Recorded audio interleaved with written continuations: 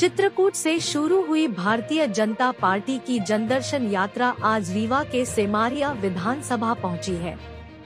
यात्रा में शामिल होने रीवा आए गृह मंत्री नरोत्तम मिश्रा ने स्थानीय राज निवास में पत्रकारों से चर्चा की। इस दौरान उन्होंने विपक्ष पर जमकर निशाना साधा और उदयनिधि स्टालिन के द्वारा दिए गए बयान पर जवाबी हमला बोला।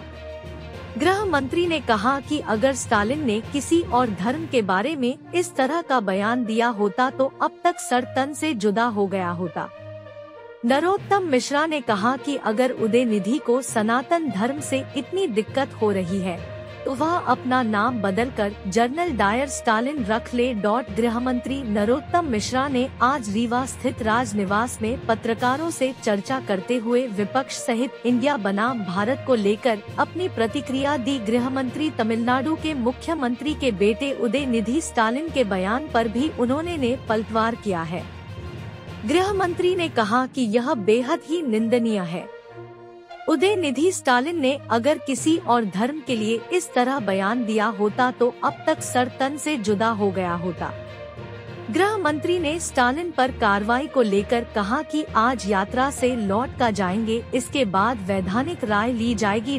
बीते कल नीमच में दर्शन यात्रा के दौरान हुए पत्र को लेकर गृह मंत्री नरोत्तम मिश्रा ने कहा कि यात्रा में हमले के पीछे की वजह अगर देखी जाए तो आपको समझ में आएगा कि कमलनाथ जी ने पहले ही कहा था कि पर मणिपुर की तरह पथराव हो सकता है, उन्होंने उकसाने काम किया था।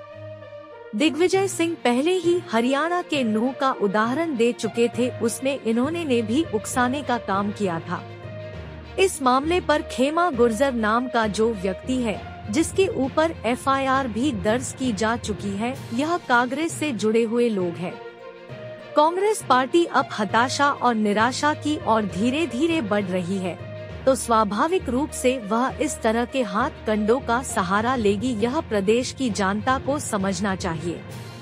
यह गलती कांग्रेस पहले ही कर चुकी है और अब फिर वही गलती कर रही है। प्रियंक खरगे के बयान को लेकर भी गृह मंत्री ने तीखा प्रहार किया। उन्होंने कहा कि प्रियंक खरगे कांग्रेस के राष्ट्रीय अध्यक्ष मल्लिका अर्जुन खरगे की चिरंजीव है। स्वाभाविक रूप से उन्होंने स्टालिन का जो समर्थन किया है, अब इस पर प्रियंक खरगे को प्रियंका गांधी पर बोलना चाहिए जो गंगा पर डुबकी लगती है।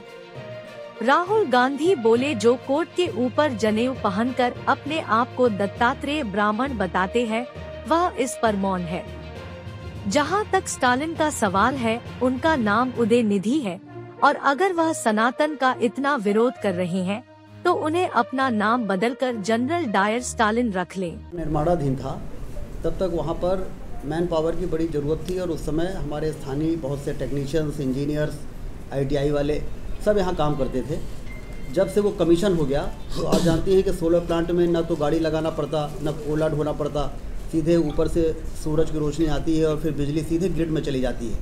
तो एक तो ये ध्यान में रहे कि बिजली ग्रिड में जाती है चाहे पावर प्लांट कहीं भी लगे, और फिर जहाँ जैसा अनुबंध होता है वैसा बिजली वहाँ पर डिस्ट्रीब्यूट की जाती है। तो इसलिए ये एग्रीमेंट में है कि 24% बिजली दिल्ली मेट्रो को मिलेगी और बाकी 76% बिजली यहाँ मिलेगी। जहाँ तक रोजगार का सवाल है, तो जब ये कमीशन हो गया तो अब जो टेक्निकल स्टाफ है तीनों प्लांटों में 50 से लेकर 100 के बीच में है, उसमें से 70% हमारे रीवा के बच्चे हैं, हमसे मिलते हैं। और जो लेबर क्लास है जो पैनल की सफाई करते हैं वो पूरे हमारे वहीं के आसपास के गांव के लोग हैं। अब वहाँ जितनी ज़रूरत है नौकरी की उतनी ही रखी जा सकती है, लेकिन ऐसा नहीं है कि स्थानीय लोगों को रोजगार वहाँ नहीं मिल रहा है, लेकिन सबको रोजगार मिलना। पे तो वहाँ के लोगों ने ही बताया कि वहाँ ज़्यादातर बाहर के लोग हैं और लोकल बहुत कम। लेकिन हम आपको आंकड़े बता देंगे कि जो टेक्निकल स्टाफ है उसमें कितने रीवा के हैं और कितने बाहर के हैं, और लेबर क्लास में कितने रीवा के हैं और कितने बाहर के हैं। बहुत बहुत धन्यवाद।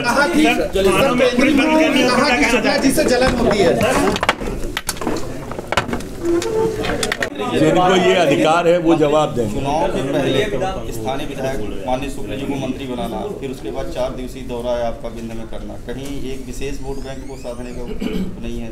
बीच में 5 राजेंद्र भाई साहब स्वयं इस बारे में बहुत अच्छी बात कह चुके हैं, इसलिए उनकी बात के बाद मेरी कोई बात कहना सामयिक नहीं होगी। सिमरिया विधानसभा में अधिक मात्रा में गुटबाजी दिखती है बीजेपी में, इसमें क्या सब एक हो जाएंगे? आप देखिए मुट्ठी की तरह कसे दिखेंगे। नए सदस्य आए हैं जो आपको दिख रहे हैं वो नहीं दिखेगा आपको। स्टॉलिंग मामले में कार्रवाई होगी, बयानबाजी चलती है?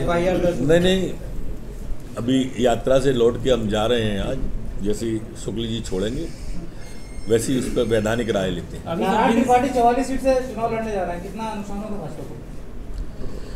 भारतीय जनता पार्टी को अब नुकसान करने की स्थिति में कोई दल बचा नहीं है। 20 साल से जनता हमको आशीर्वाद दे रही है, जैसा सांसद जी ने कहा आशीर्वाद लेने निकले। 20 साल से हमसे किसी दल ने ज़्यादा वोट प्राप्त नहीं की। पिछली बार हमसे 4-5 सीट कांग्रेस की ज़्यादा आई थी, 5-7, लेकिन वोट हमको ही ज़्यादा आए थे, लेकिन बहुमत किसी को नहीं आया था। और उसी का परिणाम ये हुआ कि उन्होंने फिर कई किसी का हाड़ लिया, किसी का जिगर लिया, किसी की तिल्ली ली, किसी के हाथ पैर लिए, सपा बसपा निर्दलीय ऐसे जोड़ के 8 काट जोड़ के उन्होंने अपनी सरकार बनाई थी। और फिर ये हुआ कि इस दिल के टुकड़े 1000 हुए, कोई यहाँ गिरा कोई वहाँ गिरा। ये तो जिला बनाने के लिए खुद को श्रेय दे रहे हैं नारायण त्रिपाठी। नारायण त्रिपाठी जो है खुद को श्रेय दे रहे हैं, इसमें क्या बुराई है? वो कुछ भी कह सकते हैं।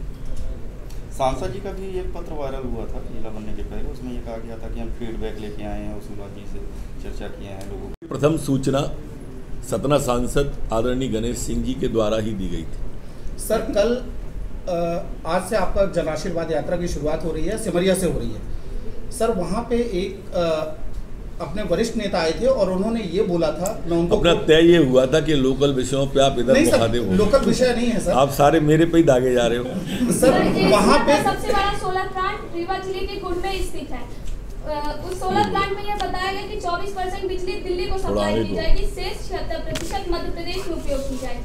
लेकिन गुड़ के आसपास के इलाके में ही सूखे की स्थिति है, बिजली बराबर नहीं मिल रही है। और साथ में यह भी कहा गया था कि युवाओं को नौकरी दी जाएगी वहाँ की लोकल रहने वालों को, लेकिन आज अगर जाए वहाँ पे तो ज्यादा लोकल की जगह बाहर से आ रहे हैं लोग।